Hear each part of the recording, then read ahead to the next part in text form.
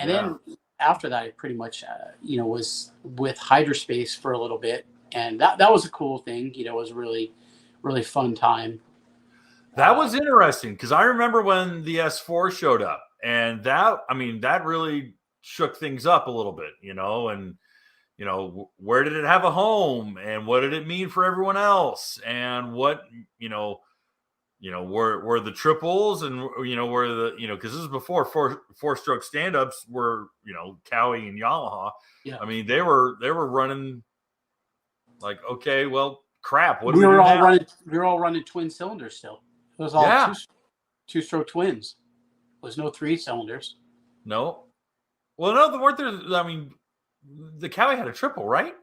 Cowie had a triple, but it was in a runabout. Nobody started doing the triple engines yet.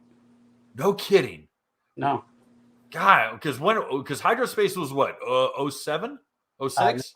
Like 04 was done. Oh, that early. Okay. 05 maybe? 05 and 06. Okay. And then you're exactly right. So then there was we like, and that's when that was when Cowie, like 03, 04, I believe, is when Cowie started with the 15F engine, or the 12F. I think Kanamori had the 12F, the 1-year turbo or supercharged. Yes. And then then there's, when was it? I forget what year I opened the Macc Racing thing and we won at the World Finals. I think it was maybe 2004 or 5. And you did it on a 15F? Yeah, I did it on a 15F against Kawasaki, and Farthing was their racer at the time. Yes. And what was, it was crazy is like, that's when we were meant to have the stock hulls. And no one had stock hulls. No. We're Yamaha, and Yamaha was, pressing them out of Noonan, Georgia, and they looked stock, but they were way lighter. And, Kawasaki was doing their lightweight stuff. And, we had 3DR, who sponsored us with Kawasaki. They were building hulls for a customer of ours, Lee Manville, who was also a great help in my life. Yes. Sad. A lot of people have passed away.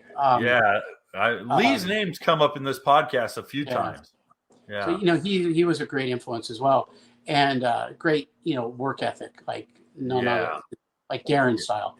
And so he had some guys from Dubai who he was working out of my shop and building a bunch of hulls for, built a lightweight 15F, and I went to the World Finals and, mopped up the floor with it.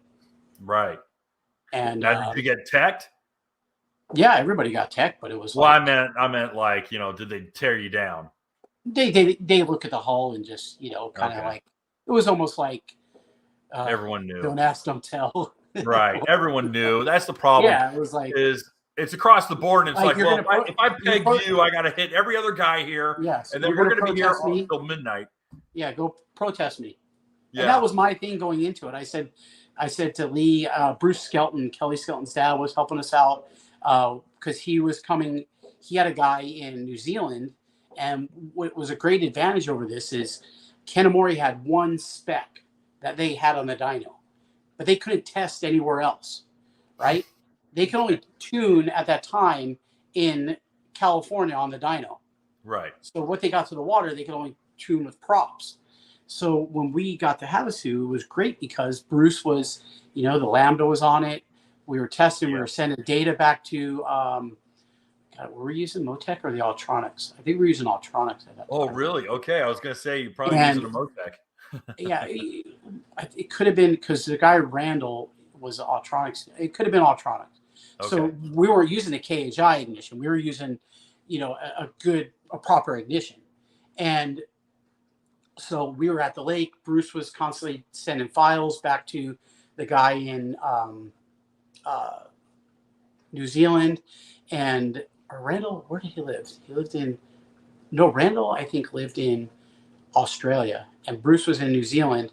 But they were sending files back and forth. So each morning we'd wake up with a better package and he'd check out everything. Wow. And Bruce would look at everything. And, So by the time we were racing, it was like, what was really cool is I'll never forget is I was out testing in front of the world, where the world finals held out in front of the area there, and Farthing was out on his ski, and like it was like we lined up side by side and fucking welded them, and it was such a great feeling, like it was it's Because just he was running it the was. Vortex, wasn't he? Yeah, but we had a Vortec on there too. Oh, you did They too? may have had Okay. a Pro Charger still. Okay. All right. We may have had the Vortec then. All right. I don't know which one we had. I think the first year was the Pro Charger, and All we right. could have we probably both had Vortex because we were working with Bob and we had Vortec on the front of the ski. So definitely we had a Vortec. Bob Excuse me. Endres. Yeah, Bob Endres. Yeah. I know Bob. Yeah, he's a great guy.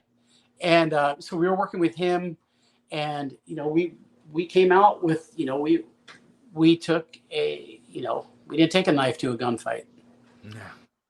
And that's where we came up with Macc Racing Faster Than Factory after we beat Kawasaki that weekend. Yeah, that's cool. But that was one of the, like, really, really cool points, and as a business owner and a racer, that it's like kind of like if you look at Supercross, like Ken Roczen getting on doing something on his own almost and doing it his way. Hey guys, thanks for hanging out. This clip was taken from our weekly podcast that we record here every Sunday night at 8 p.m. Eastern Standard Time. If you want to watch the whole video, you can go to the Watercraft Journal's YouTube channel, go to playlists, and then click on live sessions. You're going to see it there. Otherwise, go ahead and leave a like, a comment, and definitely subscribe to the channel. It helps us grow. And again, thanks again for watching our videos, and we hope to see you soon.